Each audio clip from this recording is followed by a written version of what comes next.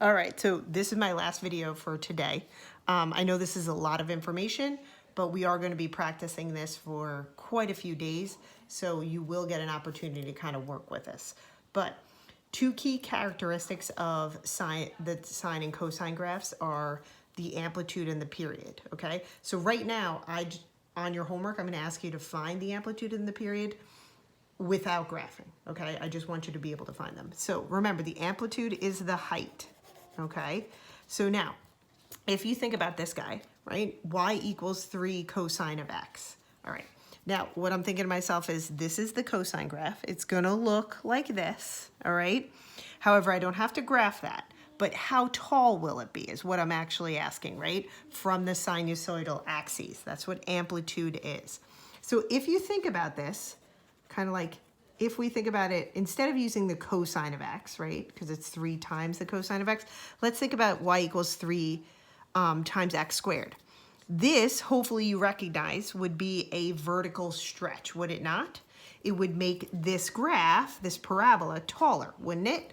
So if I put a coefficient to my sine cosine function, what that's going to do is it's going to make it taller, right?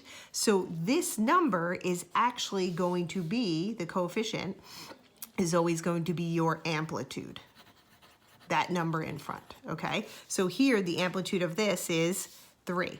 Now, had that been negative, I would ignore the negative because remember, amplitude is height. So we ignore the negative, all right? And we just give the height as 3, all right, or the amplitude. Now, period, okay? The period of a cosine or sine function is 2 pi, okay? Now, this one is going to remain 2 pi, unlike our next one. So let's take a look at that guy. So this one is y equals negative sine of 1/2 x. All right, so remember, I'm thinking to myself that it looks something like this, okay? But then we're going to talk about the amplitude and the period. Now, amplitude is always the coefficient, right? But right now, the coefficient to this is -1, right? So I told you the negative isn't going to affect the height of this, okay? It's actually just going to reflect it, if you remember, okay? So anytime I have a negative coefficient, that's just a reflection of the sine function over the y-axis.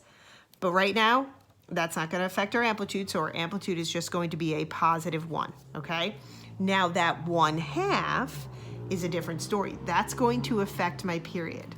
So if you think about it, if I gave you y equals, let's say, 1/2 x squared, and I used our parent function of a quadratic, hopefully you recognize that when we set up our table, right, that would affect our x values, but anytime we affect our x values, right, the transform table, if I set up my parent function, right, would be xy, right? And then my transform table would be 2x, right? Because I always do the opposite. So instead of multiplying by 1/2, right, or dividing by 2, I multiply by 2, okay? So what it does is it horizontally makes it stretch, okay? And then my y's would stay the same because there's only a change to my x. So this is actually multiplying by 2, not by 1/2, because again, to the x's is always the opposite. All right, so for my period, what I'm going to do there is, usually my period is 2 pi, right?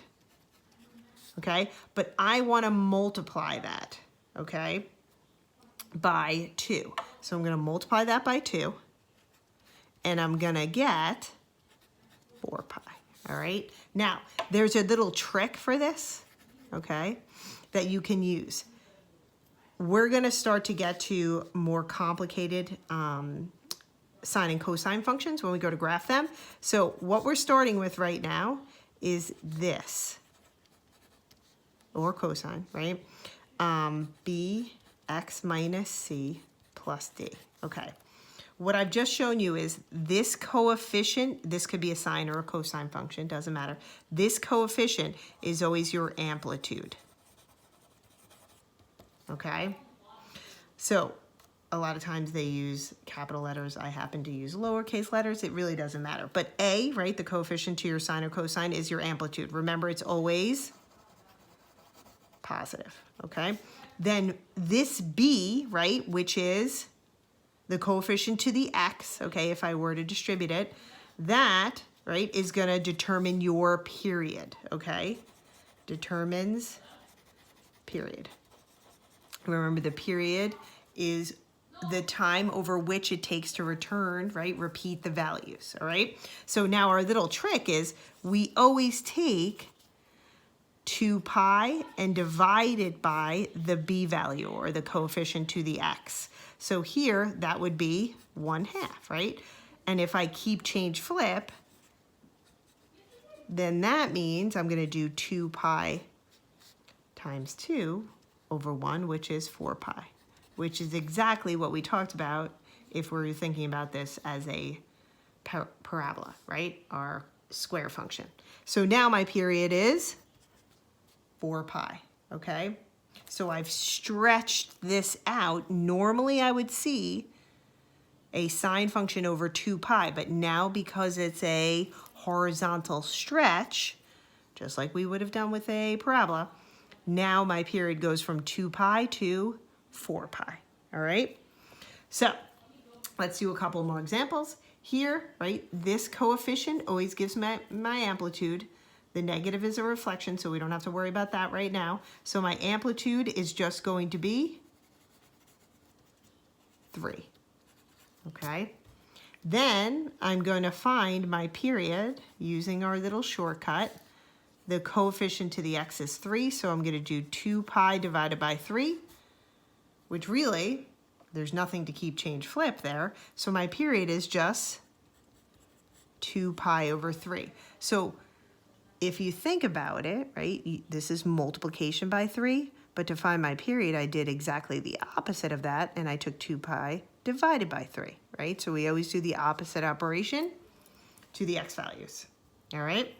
Then last but not least, my amplitude should be 9/5. It's a little weird, I know, but that can be our height.